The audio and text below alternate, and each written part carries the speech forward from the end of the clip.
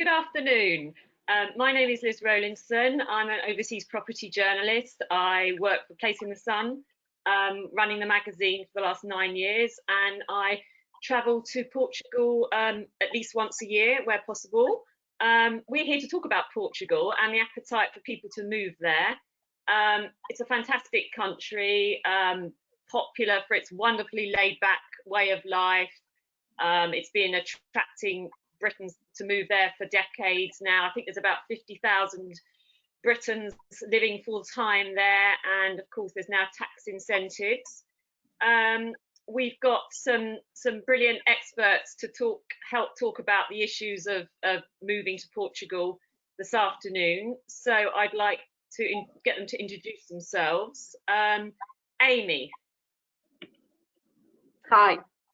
I moved to Portugal in 2017 with my husband and then 7-year-old, and I work for a global education company that has a school in the Algarve as well, which is where I first came to work. So, and I live in the countryside in a beautiful place called Silves. Brilliant. Paula. Hello, good afternoon. My name is Paula Meireles. I'm a lawyer based in the Algarve, and I live in a little village called Pera. Normally, I work with foreigners representing their interests here in Portugal. Brilliant. And Gavin? My name is Gavin Scott. I'm the senior partner here in Portugal with Blevins Franks. Liz, I came here in 2000, so I've been here for 20 years now. I live in the near the small market town of Lolé in central Algarve in the hills, and at Blevins Franks we provide tax and wealth management advice. Brilliant. Well, we're all hoping to be able to come to Portugal. Of course, it's slightly tricky at the moment with the I believe diplomatic talks ongoing about air bridges, and it's all a bit embarrassing, to be quite honest, for us at the moment. And seeing as we've had like one of the longest relationships in history, it must be feeling quite a quiet summer for you, Gavin, at the moment on the Algarve. I think we've been really fortunate in the Algarve. If we think we're geared up to deal with millions of tourists, literally millions of tourists through the summer. And what's happened? My wife and I, we brought my mother-in-law out on the 15th of March, and we've enjoyed lockdown. I feel embarrassed to say it. We've enjoyed lockdown here in the Algarve because the facilities that we've got, the supermarkets were all open. They didn't run out of toilet rolls. They were incredibly well stocked. They're well stocked to deal with the influx of summer tourists, and we've enjoyed the Algarve to ourselves through that period. Loads of space, plenty of room, and plenty of fresh air. And the Portuguese have been particularly quick to adopt to the guidance that had been given by government, and they've been wearing face masks in supermarkets and outdoor places for some time. So we all feel incredibly safe, and it's tough to say, but I think we've enjoyed our lockdown time. Yeah, it's particularly unfortunate because Portugal has been at the forefront of welcoming Brits since the whole Brexit issue occurred with the Welcome tourism campaign, and it's unfortunate, but I'm sure it's going to get resolved. But because we will still want to go and live there, but the Brexit deadline is something to consider, which we'll be covering today, because as everyone knows, the transition period is ending at the end of December. So we're going to try and answer as many questions. One of the questions so far has been, is there going to be a recording of this webinar? Yes, there is, and that'll go up online at a Place in the Sun after, along with the most frequently asked questions. So if you've got any questions, do ping them over. There's a panel on the right with a question mark icon, and we'll try and get through as many as possible. To get an idea what the audience is thinking about, we're going to start off with a poll, and we're going to ask, what is your reason for moving to Portugal? Is it retirement or semi-retirement? A. Is it B, to bring up a family in a sort of better environment? Is it C, the tax regime, which we'll be talking about a bit later? or D, to set up a business or a new job opportunity? So we're just seeing the results trickle in, and it's a very, very big 81% retirement or semi-retirement. Yeah, that's perhaps not surprising. 7% to bring up a family, 9% for the tax regime, and 3% for a business or new job. Okay. Well, I mean, the Algarve has traditionally been a great retirement destination, but it's true to say that a lot of families and younger people have been moving there in recent years, haven't they, Amy? Just like yourself. Yeah. And you through your job with the school, you definitely see that, don't you? Yeah. The admissions department there has, all through the last, this period of lockdown. Before that, as with the Brexit period, the phone doesn't stop ringing. The calendar is full of families, some that are ringing up and booking visits, and many that come out here on holiday and want to come and look at the available options while they're out here. But there's a constant flow of families. Yeah. I think there's even a waiting list for the school you work for, isn't there? Yeah, there are waiting lists for several classes. Yeah. Brilliant. And so you moved with a 7-year-old, I think you said. I mean, what is it easy for a young family to move to the Algarve? Can you how did you find it? Well, it was very familiar to us because we had been coming here on holiday with my parents for 4 years prior to that. So it was we selected it for the climate, the outdoor lifestyle, and also the familiarity.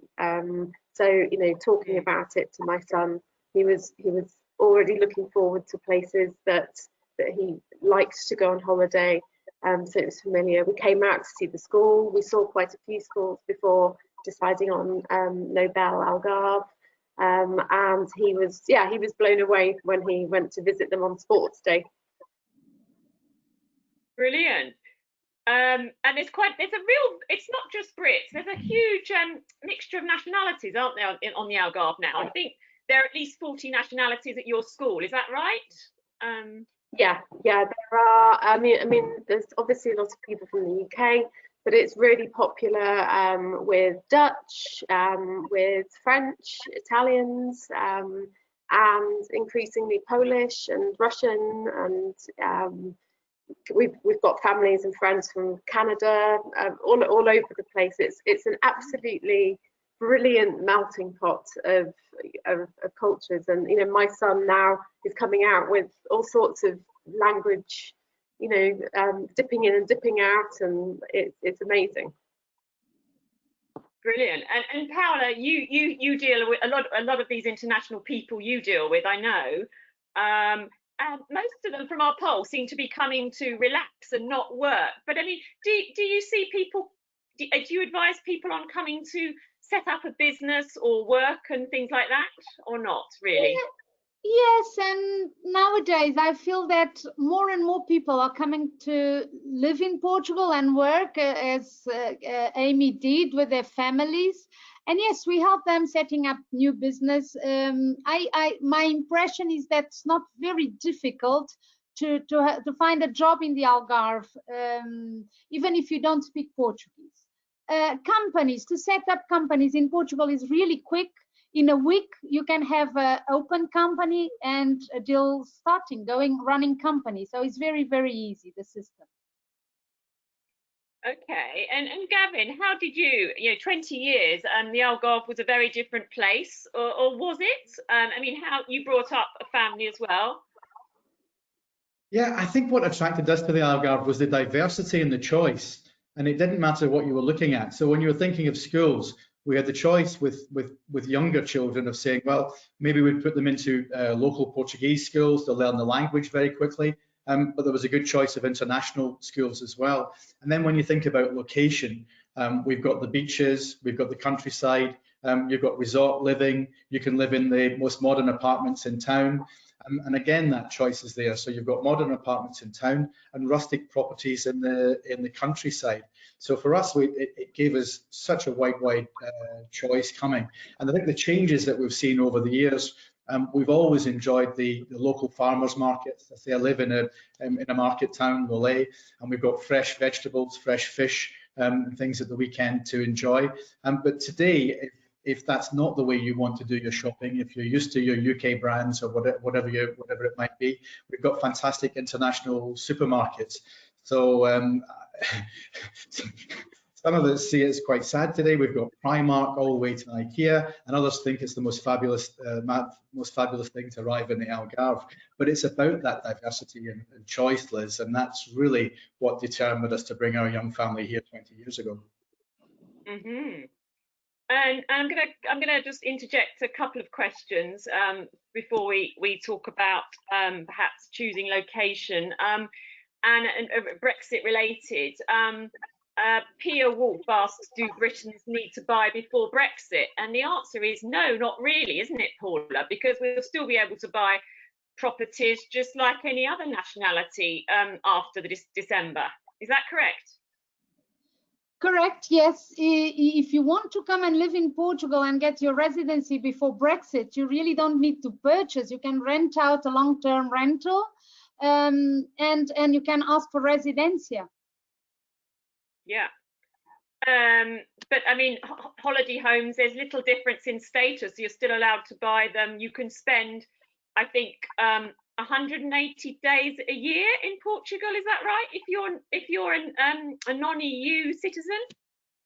Correct. Great, brilliant. So, I mean, lots of people do buy holiday homes, but I mean, buying a full-time home is a different proposition, isn't it? In terms of Amy, you chose to live in a village with a lovely farm and stuff. I mean, you obviously didn't want to live in a busy holiday resort, did you? Well, we've lived in 3 places in 3 years. So when we first came out here, we rented like a small villa on a vineyard.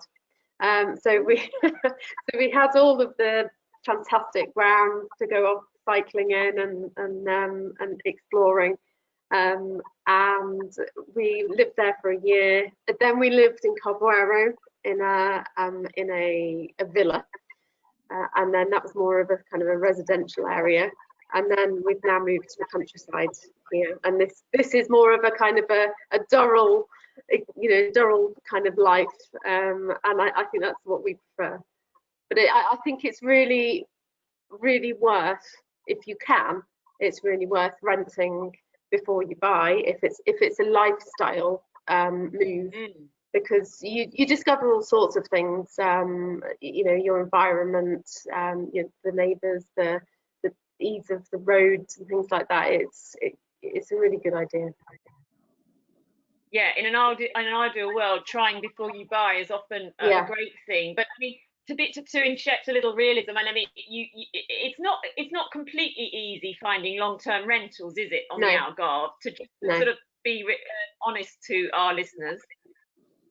No, it's not. I mean, there is there's obviously an advantage for people that have got properties to rent them out over the summer, and they will earn as much in 3 months in the summer as they would for a whole year of long-term rentals.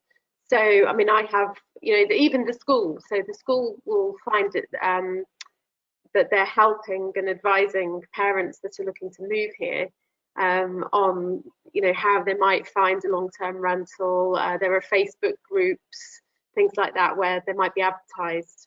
But it's getting those contacts and being ready to move, because when even if you're here, if a long-term rental comes up, you've got to be really quick to be able to to jump on it. So research is key.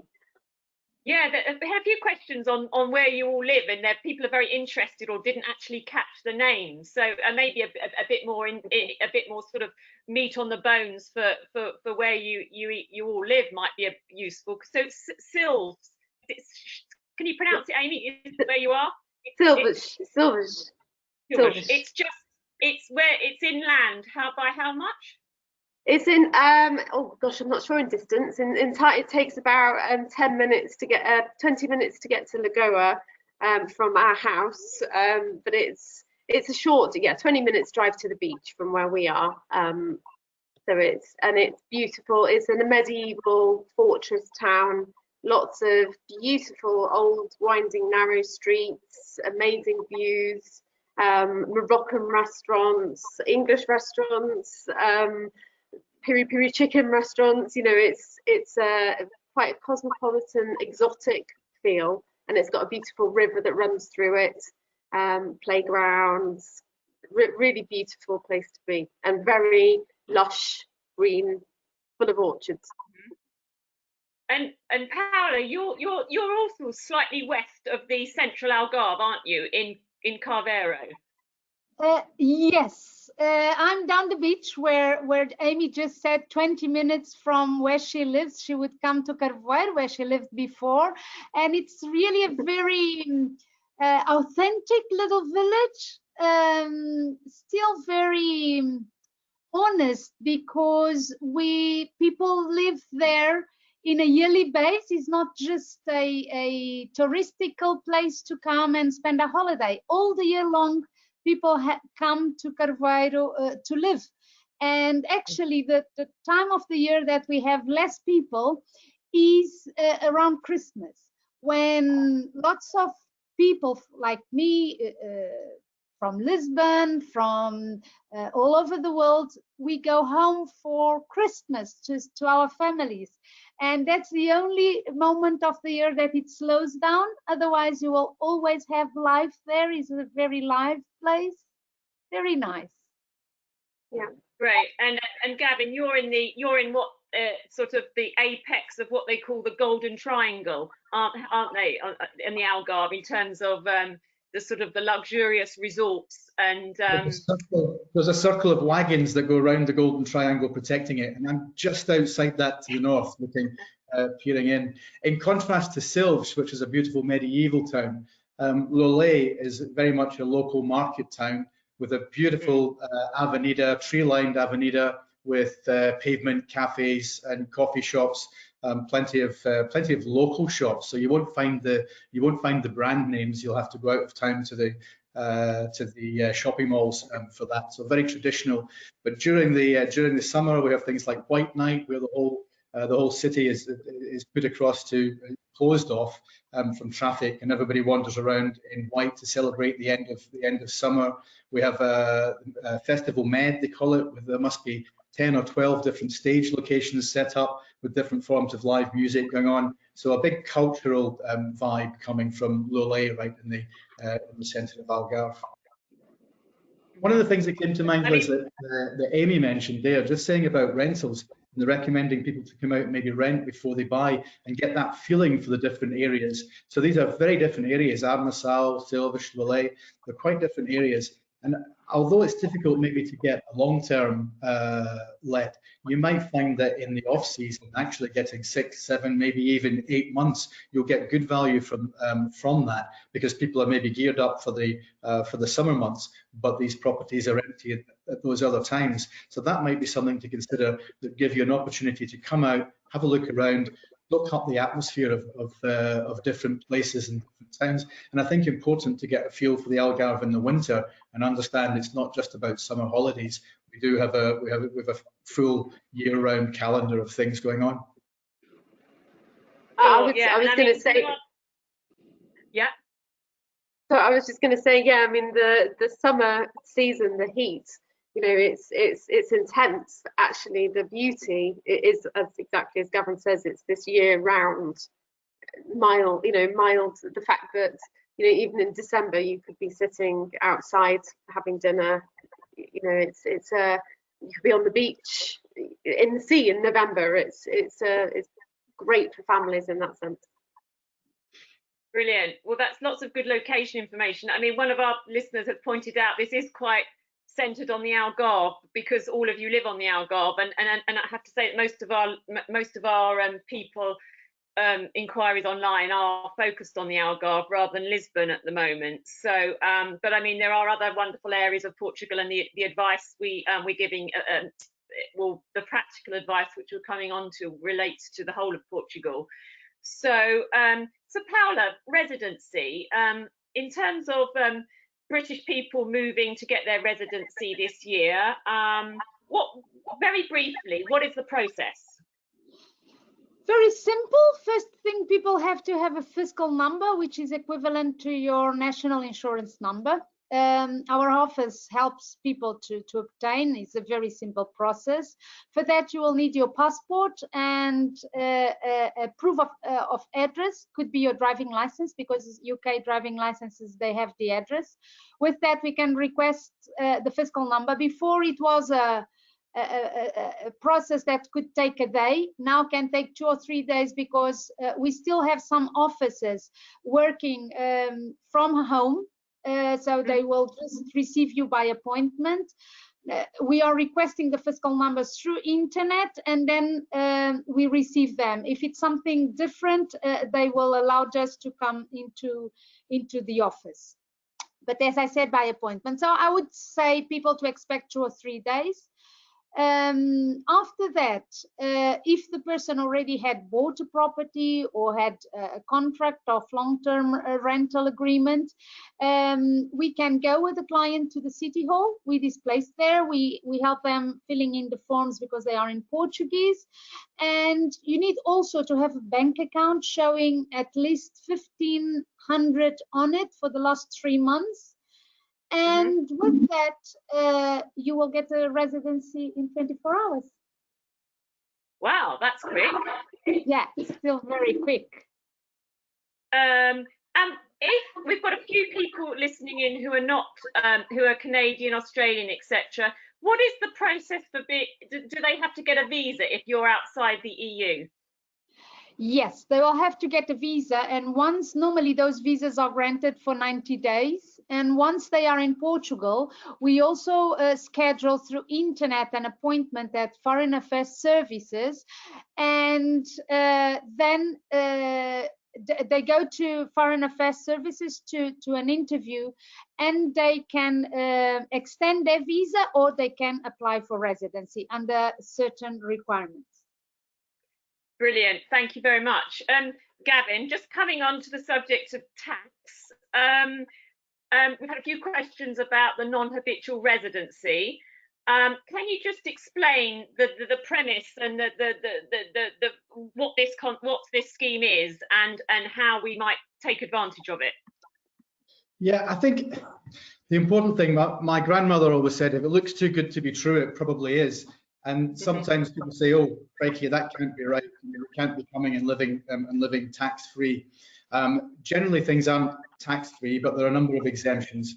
What the Portuguese did 10 years ago was they said, we'd like to attract people with what they called high-value occupations. So they drew up a list of the types of qualifications that they wanted people to have, and encourage them into the country. They said, what we'll do is we'll impose a flat rate of 20% on their income tax, and we'll provide an exemption for overseas income, things like dividends and royalties. The following year, there were a number of questions in Parliament, and the question was asked, does this apply to retirees? And I noticed that today's poll says that 81% of our viewers and guests today are thinking of retirement. And the answer for the government was resounding yes. We want people to come and retire to Portugal in its entirety. In Portugal, we've got a reducing population, and so the government are looking to say, how can we increase tax collection? And ultimately, they're doing it by attractive tax rates and encouraging people to move here, either to work or to retire. So the flat rate of 20% for income was then extended to say, and up until April of this year, we had a 0% exemption, total exemption on pension income. As of the 1st of April this year, the government has imposed a flat 10% tax rate on that. Yeah. So again, a very, very attractive tax regime. The whole system runs for 10 years. Once you're in the system, you run for 10 years.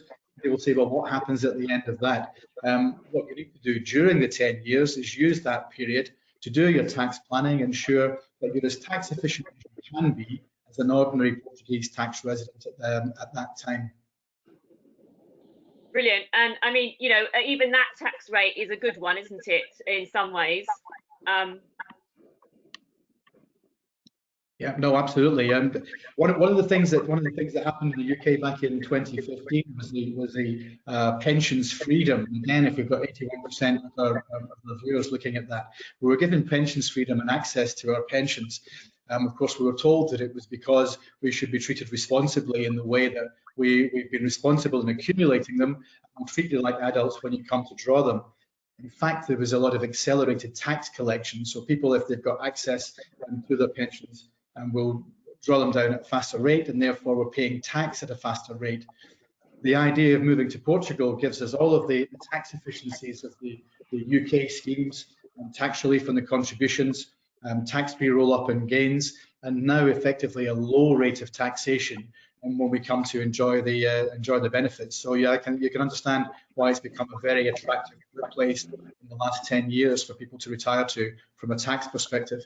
But I was also interested that you only have 9% of our viewers today saying that they would be moving for a tax purpose. And I think Yes. it's fantastic. The idea that really you've got to think about lifestyle first and then let your advisors determine how best to set out your affairs from a tax perspective. Sure. Yeah. I mean, it's never going to be the sort of the stereotypical tax haven, is it? The Portugal, that the shady locations elsewhere. But I mean, but if you're planning a move, Gavin, it's essential that you do talk to your pensions people, you know, people like you, to actually do that at an early stage so that they can get things in place, plan how they might buy a property, etc., isn't it? For sure. No, it's the biggest thing, and you've got to make sure that you're getting advice from somebody who understands both sides of the coin. So the UK system is very, very different to the Portuguese system. We've got common law in the UK, and we've got a very schedular system of taxation in Portugal, the way that the Portuguese law interacts with tax. So it's important to make sure you get the cross-border things right, and particularly, Liz, you're right to mention pensions, because we know that the amount of time it takes to get information from pension providers, to do all of the correct analysis, because moving a pension to another pension structure or moving it out of the UK altogether to a qualifying scheme, all of these things you must get the correct advice on. You must ensure that the people that are giving the advice are properly licensed, regulated, and really importantly qualified to give that advice. You've got to be careful that you're not getting advice for one side of the equation, and somebody doesn't understand what it means and how it fits into the Portuguese tax system. Great, and welcome back, Amy.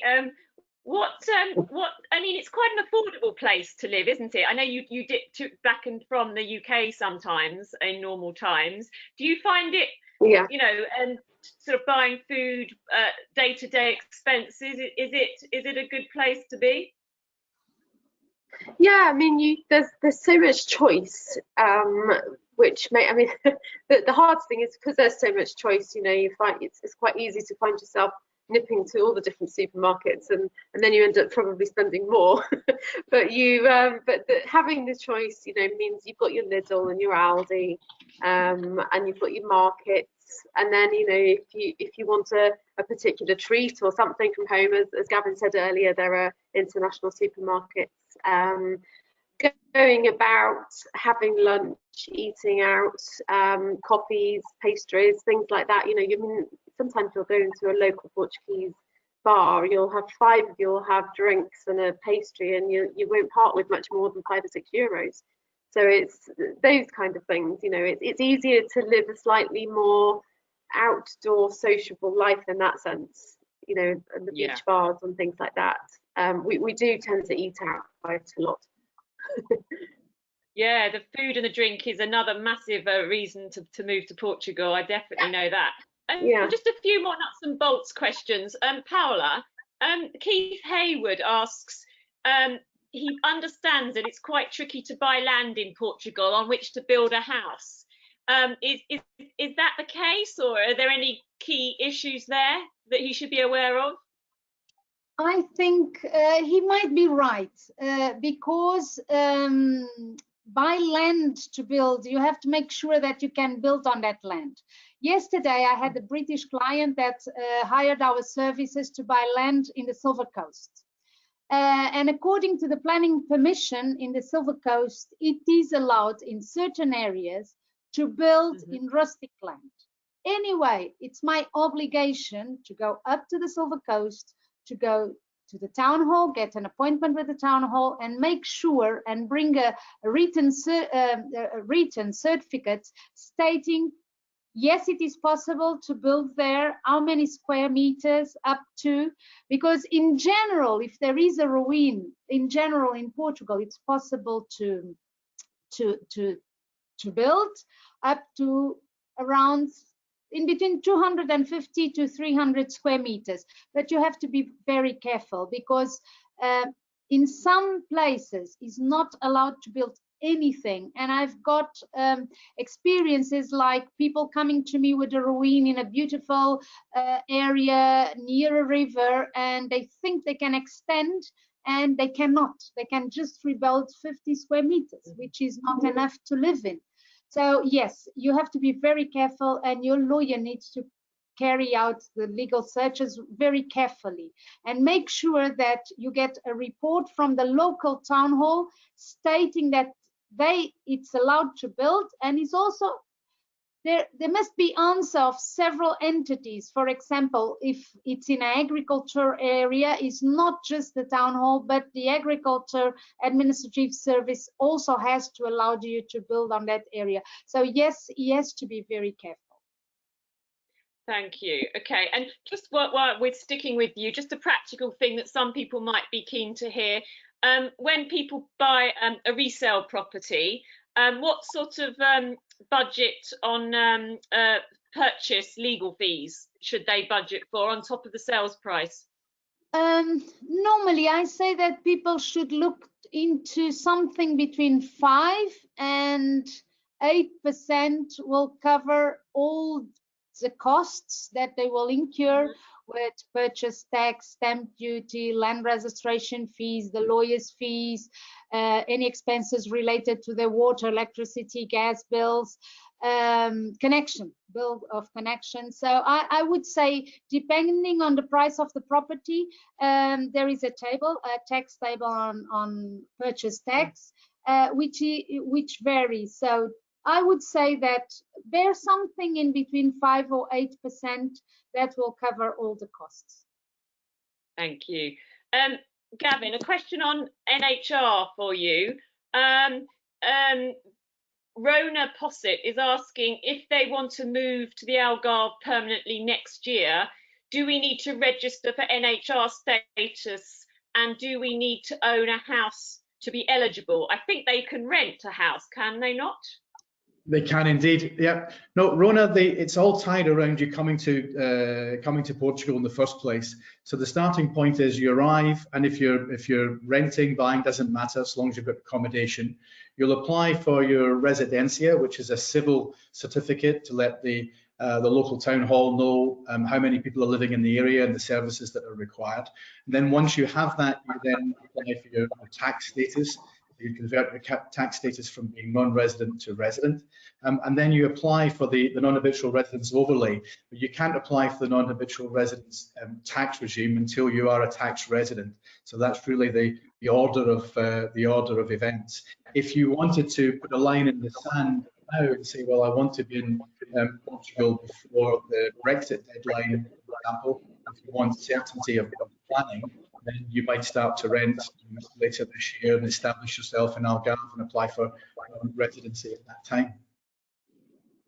Okay, great. And Paula, as the person from Lisbon on the panel, I'm directing a question for you. Edwin Odell asks, what are the largest expat communities north of Lisbon? Well, I mean, in Porto, there's a lot of Britons. As you know, I love Porto. But what would you answer to that question? I would say the Silver Coast. The Silver Coast, or inland in the area of the Silver Coast, I would say that majority of the British people would be established there, according to my experience. Yes, that's the area that I would appoint. Is Edwin Okay. is Edwin looking to join them or avoid them? I don't know. You're right. It could go either way. He I'd might agree come with back Paula, to us on that. Sorry, I'd agree with Paula. The whole of the Silver Coast, Caldas de Rainha, around Cascais area, and the north of and west of Lisbon, there are pockets often around the Gulf Coast. That's the wonderful thing about the Algarve, isn't it? There aren't pockets of sort of very Brit-centric resorts. You don't get all-day English breakfasts in most places. It's not like the Spanish colonies, is it really? So, No. and that's part of the appeal. We've got another question on tax. Sorry, Gavin. There's always lots on tax. Do the tax incentives include private and military pensions? Says Claire Summerell. So those are two different things. Claire, thank you for the question. It's a good question. So from the thing that we need to look at here are the double tax treaties that exist between Portugal and the UK. So military pensions, teachers' pensions, any kind of government pension will always be taxed in the UK. But what the non-habitual residence scheme then does is say there'll be no further consideration for the 10-year period. So to give you, what do I mean by that? Imagine that you've paid £100 of tax in the UK, but the tax rate in Portugal would have meant 120. Normally, under the double tax treaty, you'd have to pay the extra 20 in Portugal. With the non-habitual regime, you've got no more to pay in Portugal. So those are government schemes like NHS, teachers' pensions, and the military. For private pensions, where you might have created self-invested personal pensions or additional voluntary contributions, company schemes outside of government schemes. So if you've been working for a British Telecom or whatever, then all of these personal and private schemes under the double tax treaty, the UK does not collect any tax. Your pensions are paid gross, and the tax is due in Portugal. And under the Portuguese regime, you'll pay no tax on those pensions. Sorry, now you'll pay a 10% tax on those pensions for the 10-year period. So that's how the two different pensions work. Brilliant. Thank you for answering that. Amy, just to bring you in, I know it was quite a small percentage of people who have said they were moving here because they were a family wanting a good quality of life. But just briefly, how do is it easy to find? I know we've alluded to waiting lists, but is it quite easy to find a school for your child if you're moving over with, say, like a 7-year-old like you did? No, not at the moment. I would say that most of the schools are, I mean, in terms of the international schools, a lot of them, there are a lot of smaller ones that you might find it easy to get a place in. But the ones that are kind of established, that have been, running for a long time, they will usually have waiting lists. And so it's important, I would say you really need to be working like a year in advance to start the process of inquiries for things like that. And they'll do tasters. I would build in time to allow the children time to have a taster day or a couple of days, that kind. I mean, sometimes will even happen for a week. So that's important. But it's a booming area in the Algarve. We're Nobel Algarve. There, we're opening a new school in September in the Golden Triangle, which is initially primary, and that's just down to the sheer demand for families moving here. So it's a big pull. Sure, thank you for that. A question, Paola, first.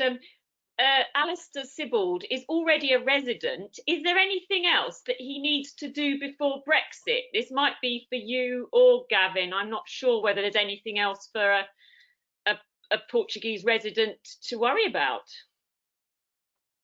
I don't think there's much more to worry. A very important thing is to check if he already had made his inscription at the local health centre to come into the national health system services. So it's very good for him to make sure that he's inscribed.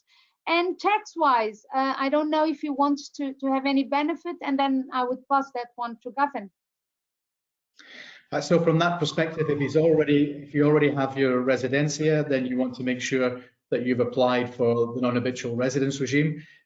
The rules say you have until the 31st of March the following year. My recommendation would be, as soon as you have your residencia, you get on with the application. Don't leave it, get it done. And I think, particularly at this time, just going back to the earlier point on pensions, is to ensure that you've considered all of your pensions.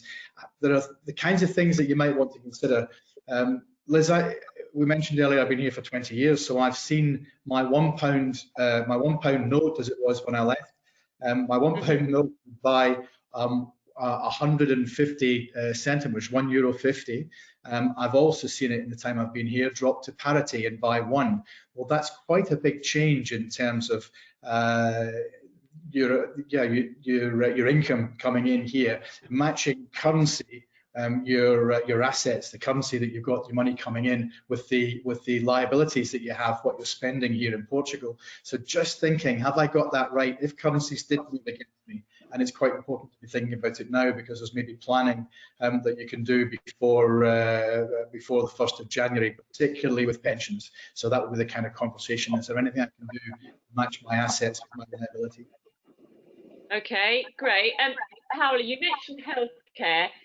I know we don't quite know what access that British people after Brexit might enjoy, but in terms of it's a very good system, isn't it? And I think if you're a resident, you can tap into it now. Is that right? Paola, and I think Amy, you've had some experience of it as well. Yes, it is correct. If during the stay of the transition period is very easy, because you will grant your rights are all guaranteed. But after that, you also can contribute into the system with around €120 per month. So, which I think is very affordable for what you get. Just to give you an idea, all long-term diseases like heart disease or diabetes, I have a diagnosis, a problem in the blood. We all receive free medication. So I think it works really to make sure that you're inscribed into the system now or afterwards, that you make sure you do an inscription to the Social Security, that you can get also all those benefits. Unfortunately, as you know, I had a very sick father, and he needed a lot of attention, and I have experienced it in the national service. And yes, Daddy had the greatest doctors beside him. He was diabetic, following in diabetic, kidneys, lungs, heart. And unfortunately, at a certain stage of his life, he had a diabetic injury. And anywhere in the world, I'm certain that they would have just cut off his leg, and they didn't. They cured him. He stayed in a hospital for 8 months, and he recovered his feet. So the system is really, really very, very good. Okay, that's good to know. And that €120, that's paying into the national system rather than private healthcare, yeah?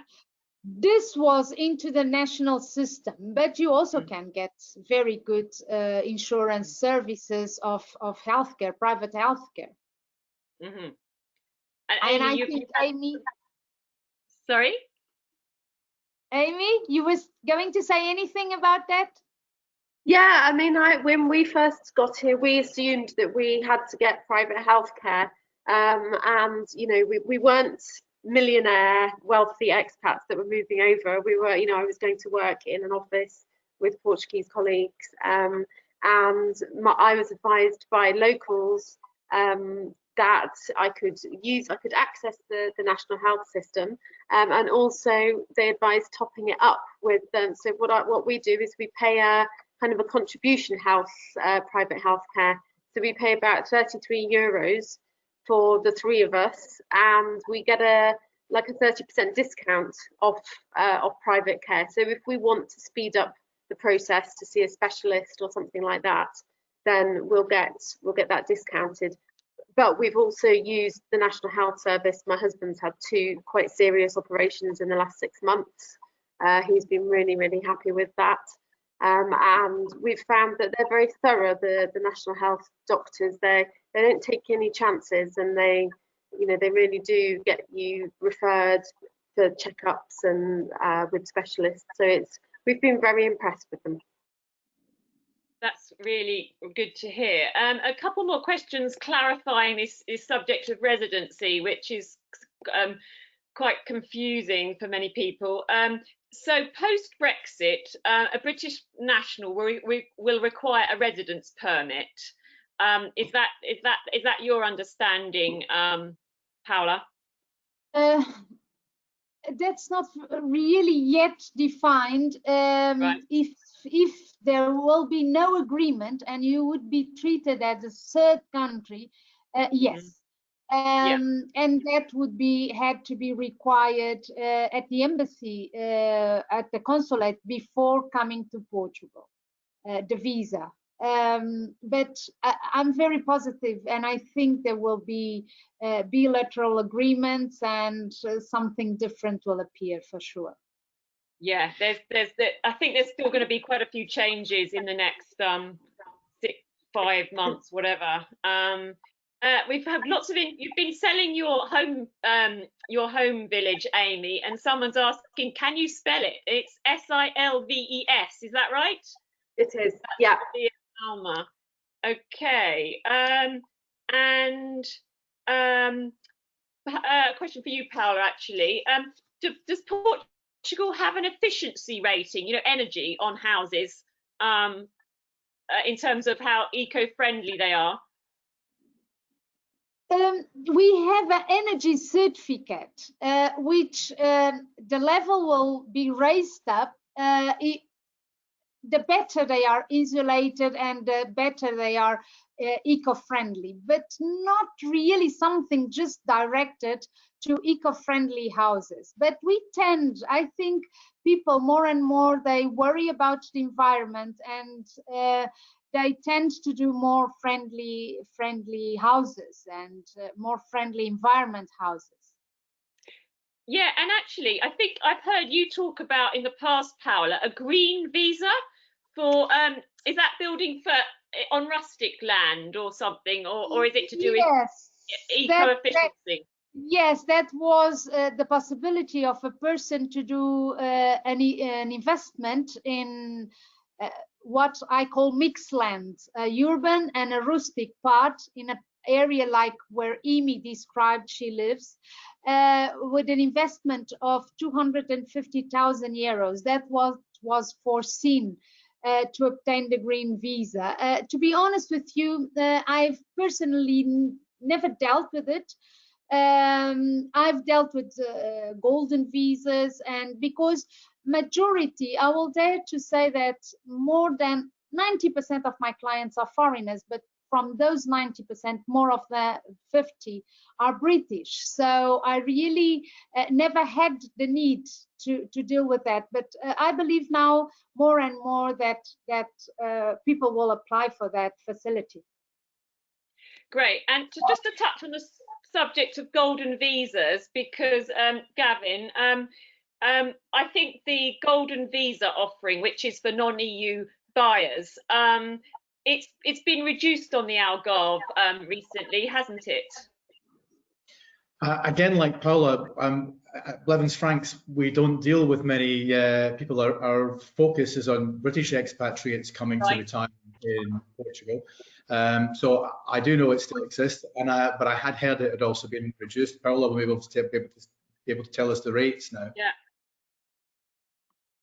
I think, Paula, it's been reduced, hasn't it, in April, I think? Yes, it is. Now you can, it depends. There are normally, when we speak about golden visa and we speak about a 500,000 investment, this is the general idea of the golden visa.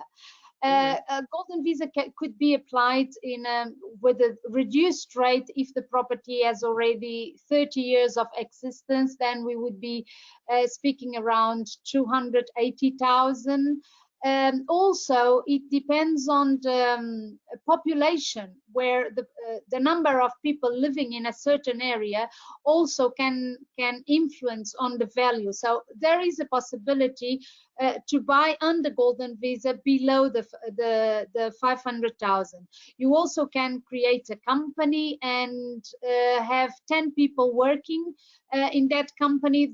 That also will allow you to get a golden visa. So it's not just the flat investment of 500,000. There are other ways to work around to get people with a golden visa. Brilliant. And just one final quick question on residency before we move on.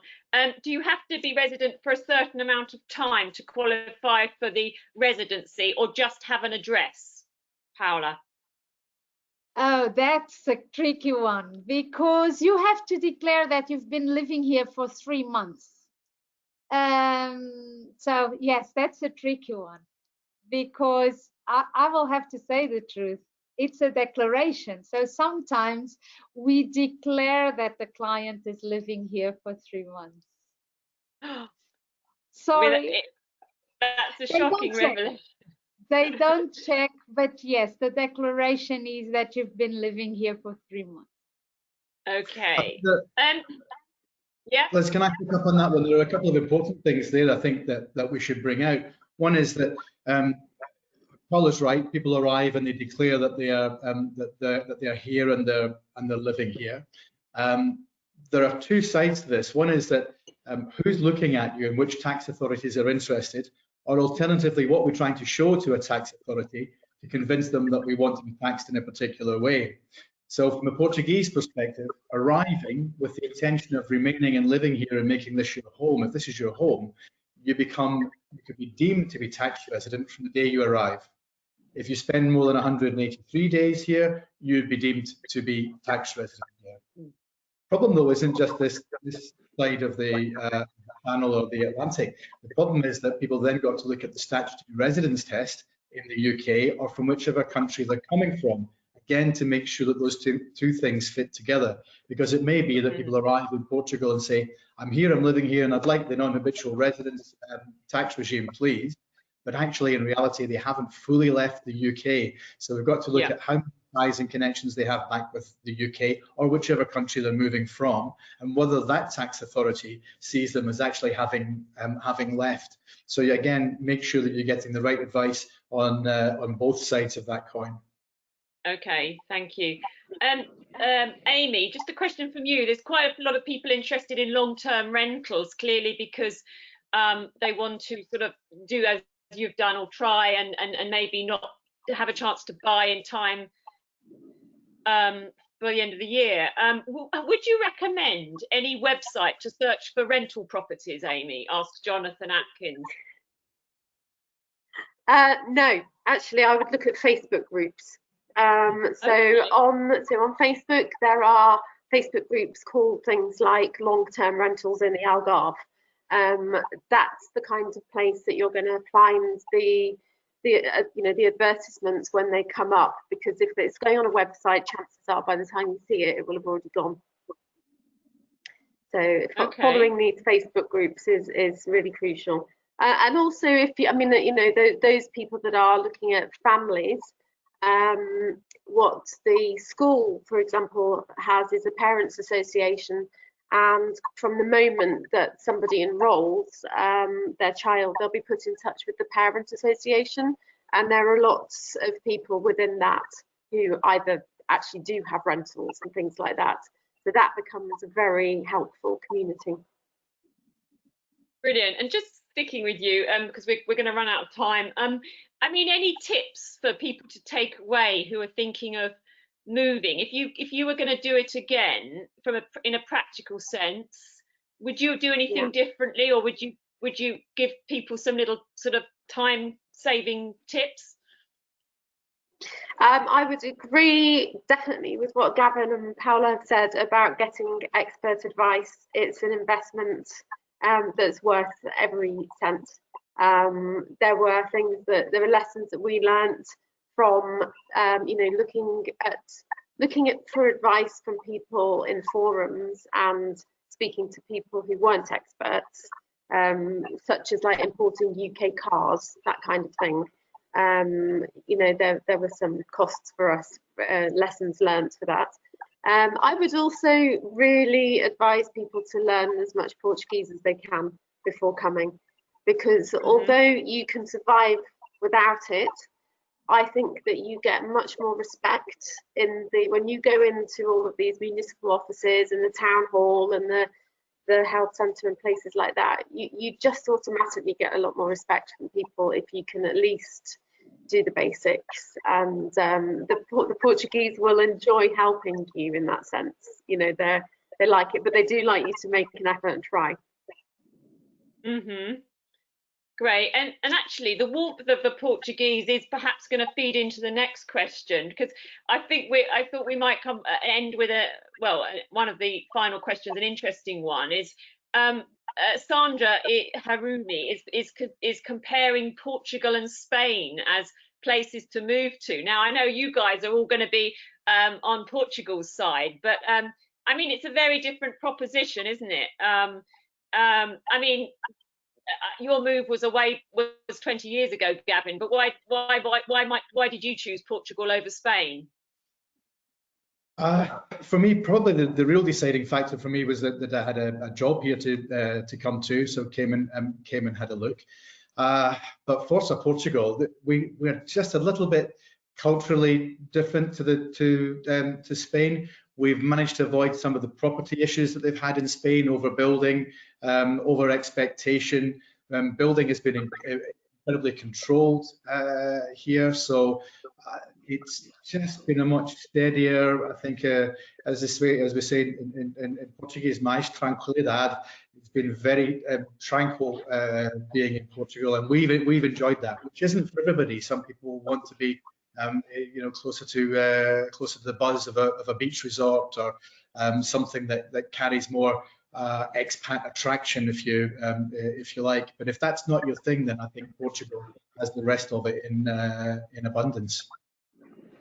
Sure. I mean, we haven't got any agents on this panel, but I know for sure that properties by the coast in the Algarve tend to be a bit more than the Spanish costas, because of supply and demand, and perhaps some might say the coast is more beautiful for it. But certainly, I think that price is a reason that many people do actually choose southern Spain rather than southern Portugal, because you can't get much on the coast in southern Portugal for under 100,000 euros, can you, Paula, for example?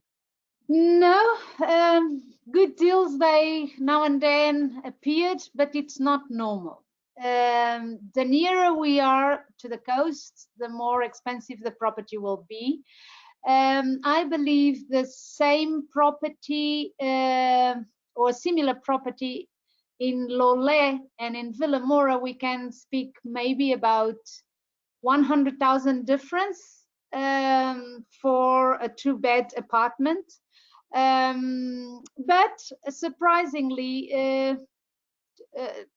2 weeks ago, I was in the Silver Coast representing a client on their purchase, and I couldn't believe what I saw there. I saw my dream home, I would say so, in front of the beach for 600,000, which here in the Algarve, the same villa would cost you around 3 million. So oh, wow. There's a lot to offer in the Silver Coast, and with very high standards of construction. So I think it's worth go there before making that decision. I always advise people when they are not very sure about buying in Portugal or Spain, I say give the chance to yourself and visit both countries and then make your decision. So yes, in the Algarve, properties could be a little bit more expensive than northern Lisbon. Yeah, and to finish up, we've had quite a lot of questions asking about why we're not doing more on Lisbon. People are clearly interested in Lisbon. I agree, it's a fantastic capital, but prices have zoomed up in the last decade, and it's quite expensive now. I think you'd agree, Paula, wouldn't you?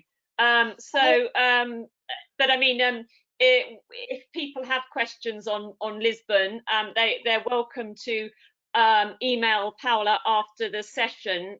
We're going to have all the email addresses and contact details of the panelists on our webinar library on thesun.com, as well as a recording of it to follow up. I'm sorry we've not been able to answer all the questions. It's such a big subject, and we'll hopefully be having some more webinars as part of our September schedule at Place in the Sun.